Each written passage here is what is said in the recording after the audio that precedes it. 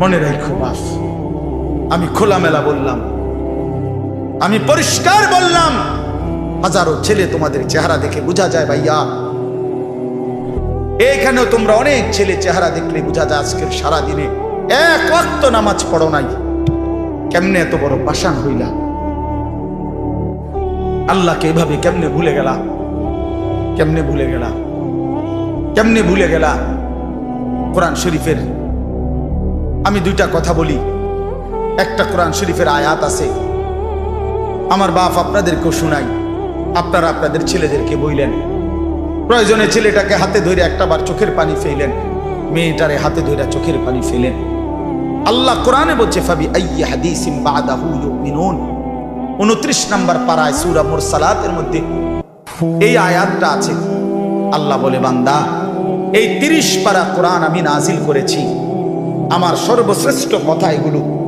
23 বছরে আমি আমার রাসূলের কাছে এগুলো নাজিল করেছি তোমাদের জন্য।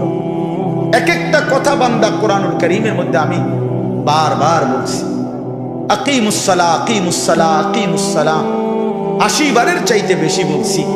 ইয়া আইয়ুহাল্লাযীনা আমানু, হে ঈমানদারগণ, হে ঈমানদারগণ, 89 বার, 8 9 89 বার আল্লাহ এই শব্দ দিয়ে আমাদেরকে ডেকেছেন, হে ঈমানদারগণ, হে ঈমানদারগণ, হে ঈমানদারগণ।